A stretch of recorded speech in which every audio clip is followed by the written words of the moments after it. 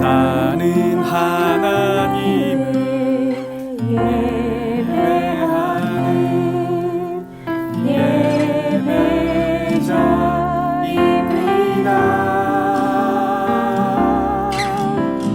내가 서 있는 곳 어디서나 하나님을 예배합니다. 내 영혼 거룩한 은혜를 향하여 내 마음 완전한 하나님 향하여 이곳에서 하루씩만 하나님을 예배합니다.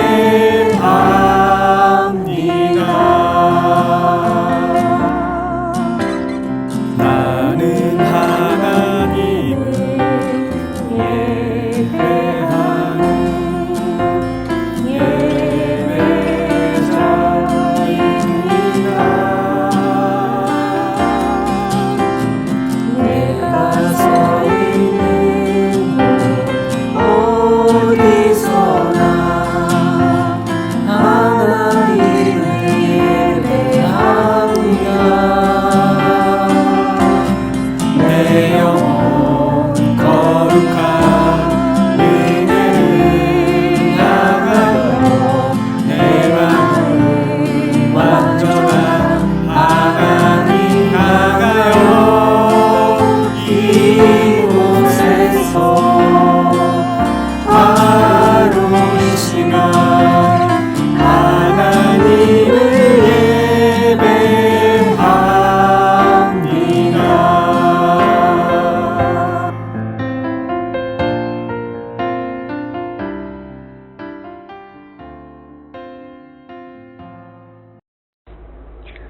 하나님께서 하신 일도 마찬가지입니다. 하나님께서 진노하심을 보이시고 권능을 알리시기를 원하시면서도 멸망받게 되어 있는 진노의 대상들에 대하여 꾸준히 참으시면서 너그럽게 대해 주시고 영광을 받도록 예비하신 자비들의 대상들에 대하여 자기의 풍성하신 영광을 알리시고자 하셨더라도 어떻게 말입니까? 하나님께서는 우리를 부르시되 유대 사람 가운데서만이 아니라 이방 가운데서도 부르셨습니다. 그것은 하나님이 호세아의 글 속에서 하신 말씀과 같습니다. 나는 내 백성이 아닌 사람을 내 백성이라고 하겠다. 내가 사랑하지 않던 백성을 사랑하는 백성이라고 하겠다. 너희는 내 백성이다 아니다 하고 말씀하신 그곳에서 그들은 살아계신 하나님의 자녀라고 일컬음을 받을 것이다. 한 주간 잘 지내셨나요? 우리가 헤어질 때는 여름이었는데 벌써 가을이 되었습니다. 모두 일교차로 인한 감기 조심하시길 주님의 이름으로 기도하겠습니다. 벌써 창조절 넷째 주일입니다. 여러분, 창조절이 무슨 절기라고 제가 전에 말했었죠? 창조절은 하나님의 절기라고 제가 전에 말했었죠? 하나님을 창조주로 고백하고 피조세계에서 살아가는 우리, 그러한 세 가지를 고민하고 살아가는 절기라고 말씀드렸어요. 하나님께서는 오늘 말씀을 보면은 아주 재미있는 말씀을 하셔요. 우리 한번 보겠습니다. 나는 내 백성이 아닌 사람을 내 백성이라고 하겠다. 내가 사랑하지 않던 백성을 사랑하는 백성이라고 하겠다. 제가 저번 주에 전해드린 것처럼 하나님을 이 세상을 만드신 창조주로 고백한다면은 피조세계 모든 사는 것들이 우리의 이웃이고 사랑하는 대상이 된다고 전해드렸어요. 하나님께서는 우리 인간이 정해놓은 너와 나, 그리고 아군과 적군, 우리와 저편, 이러한 경계들이 모두 소용이 없다라는 것이에요. 왜냐하면 하나님은 이 피조세계에 사는 모든 사람들의 하나님이기 때문이에요. 서양과 동양을 나누는 사회적 기준을 아시나요? 흔히들 사람들은 개인주의와 공동체주의 이렇게 나누기도 합니다. 서양은 너와 나의 문화, 그리고 동양은 우리의 문화라는 것이지요. 서양은 문화의 중심에 개인이 있고 동양은 문화의 중심에 공동체가 있다는 것입니다. 이렇게 보면은 왠지 서양보다는 동양이, 나 혼자보다는 우리가 더 하나님께 옳은 것처럼 보입니다. 하지만 정말로 그러할까요? 여기서 우리가 고민해 볼 것은 우리라는 공동체 말 역시 하나의 이기적인 말이 될 수 있다는 것입니다. 우리라는 말이 나를 넘어서 이웃을 향한 말로 보이지만 사실 이 말에는 나와 관련된 친지, 친척, 지인만이 속해 있다는 것을 우리는 알 수 있어요. 대표적인 예로 우리 집, 우리 학교, 또 우리 교회와 같은 것들이 있지요. 우리라는 말 역시 하나의 경계를 나누는 말이고 어떻게 보면은 나의 확대라고 볼 수 있습니다. 그리고 이 말에는 또 한 가지 단어가 숨겨져 있어요. 바로 만이라는 단어예요. 우리 집만, 우리 학교만, 우리 교회만. 하나님은 우리만의 하나님이 아니시지요. 하나님은 모두의 하나님이고 만약 우리가 하나님을 우리의 하나님이라고 고백하고 싶다면은 우리는 우리라는 개념을 훨씬 더 확장시켜야 될 거예요. 너와 나의 경계, 우리와 저쪽과의 경계, 이 모든 경계를 허물 때만 우리의 하나님이라고 고백할 수 있게 된다는 말입니다. 게임처럼 적군과 아군 이렇게 나눠져 있으면 참 좋을 텐데 세상은 그렇게 단순하게 돌아가지 않습니다. 왜냐하면 우리 모두는 나무의 뿌리처럼 얽혀있기 때문입니다. 우리가 특히나 하나님을 이 세상을 만드신 창조주로 고백한다면 더욱더 말이죠. 우리 말씀 한 구절 더 보겠습니다.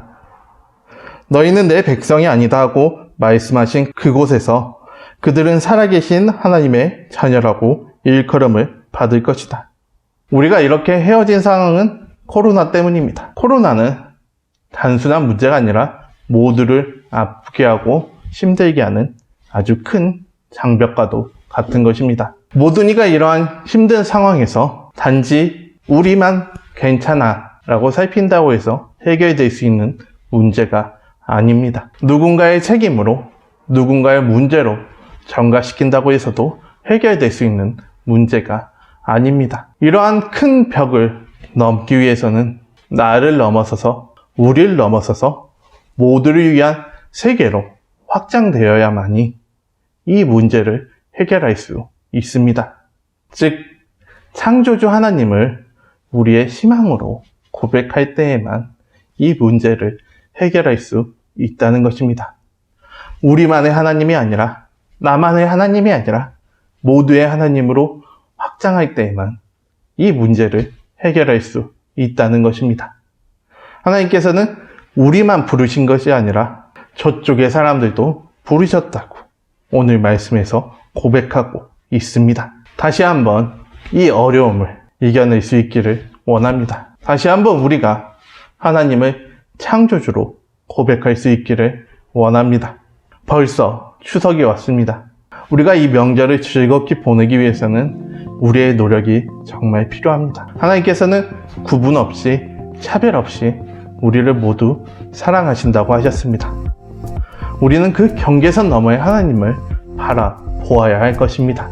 우리가 언제 다시 볼 수 있을지 모르겠지만 그때까지 우리 친구들 모두 건강히 잘 지낼 수 있길 주님의 이름으로 기도합니다. 짠! 이벤트 결과 발표가 있겠습니다. 당첨자는